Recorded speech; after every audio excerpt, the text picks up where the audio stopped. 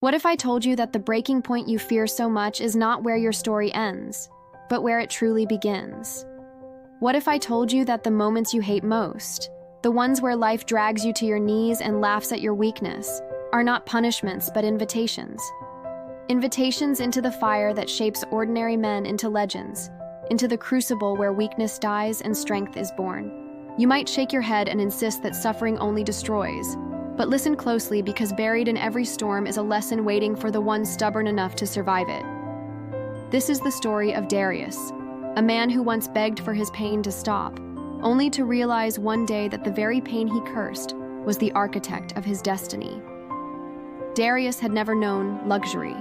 He was born in a town where dreams were treated as jokes, and ambition was considered arrogance. From a young age, he carried visions that reached far beyond the dusty streets around him. Yet every time he spoke them aloud, people laughed. His uncle once told him bluntly, "You were born with empty hands, and you will die with empty hands. Accept it." Darius pretended to laugh along, but later that night he whispered to himself, "If my hands are empty, then I will fill them. If my life is small, then I will enlarge it. I will not leave this world unseen." But life seemed eager to crush such defiance. Every business he tried collapsed. Every opportunity he chased dissolved. Friends betrayed him, money slipped through his fingers, and despair became a familiar companion. One night, sitting by the flickering light of a dying candle, he spoke aloud as though the darkness itself were his enemy. "Why do you mock me?" he demanded. "Why give me dreams if all you intend to do is choke them? Why set my heart on fire only to drown it every time it begins to burn?" And in the silence that followed, it was as if he could hear an answer rising not from the world around him, but from the depths of his own soul. Because dreams are not meant to be handed to you, Darius. They are meant to be fought for. They are not gifts. They are challenges. You say life drowns you, but perhaps you were meant to learn how to breathe underwater. Darius slammed his hand on the table and shouted at the voice only he could hear. "But how much more must I take?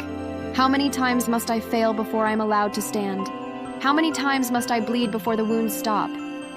And his soul answered with unrelenting fire. "As many times as it takes until the wounds no longer frighten you. As many times as it takes until scars are not curses but armor.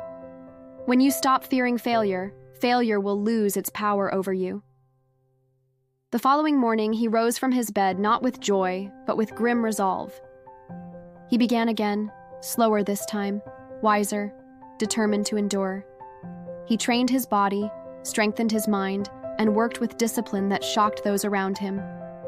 People laughed still, calling him obsessed, but he reminded himself of the voice he had heard, repeating its words like a vow. Scars are not curses, they are armor. Yet life had one more cruel blow to deliver. After months of saving and building, he finally opened a small shop. For a moment, it seemed as though things were turning. But then disaster struck. A storm ripped through the town and destroyed everything he had built. Standing in front of the ruins, soaked in rain, he fell to his knees. "Why?" he cried out into the storm. "Why must you take everything every time I begin to rise? Do you want me broken? Do you want me gone?" And in the roar of thunder, he imagined the same voice answering, louder than before. "I want you unbreakable. I want you to rise so many times that the ground itself grows tired of holding you. I want you to understand that nothing, storms, fire, betrayal, or despair, can stop a man who refuses to stay down." That night, he made a vow, speaking to the ashes of his dream as though they were listening. "You can destroy my shop, but you cannot destroy my will. You can strip me of possessions, but you cannot strip me of persistence. I will rebuild not once, not twice, but as many times as it takes until my hands no longer tremble, until my heart no longer doubts, until my dream no longer flees from me, but kneels before me."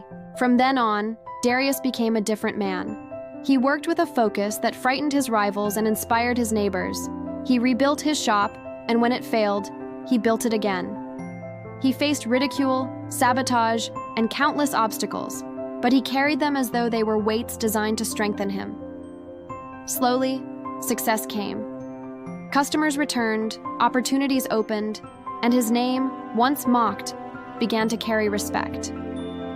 Yet when young apprentices asked him for the secret of his rise, he never spoke of luck or talent. Instead, he looked them in the eye and gave them words heavy enough to scar. You think greatness is won easily? You think the world will open its arms without first tearing you apart? No. The world tests you, breaks you, burns you, and only if you refuse to surrender does it finally bow to you. You cry at your failures, but I tell you this: every failure is a brick. If you carry them long enough, they will build your palace. Throw them away, and they will bury you. The choice is yours. As the years passed, Darius built not only wealth, but a legacy. His story traveled far beyond his town. He was remembered not for being flawless, but for being relentless. The people who once mocked him now told their children, "Do not fear falling, for Darius fell more times than all of us combined, and still he rose." His name became a testament to persistence. His scars became symbols of resilience, and his life whispered to anyone who listened that destiny belongs not to those who are never broken, but to those who can never be kept broken. So what if I told you that your failures are not curses, but the very tools shaping you into the person you are meant to become? What if I told you that your heartbreak, your struggles, your tears are not the end but the beginning? You may not see it now, but every scar is armor, every fall is training, and every loss is preparing you for victories you cannot yet imagine. The question is not whether you will face storms. You will. The question is whether you will drown in them, or rise through them until the waves themselves grow tired. One day, like Darius, you may look back at the ruins of your past and whisper with pride, "They tried to destroy me, but they only made me unbreakable."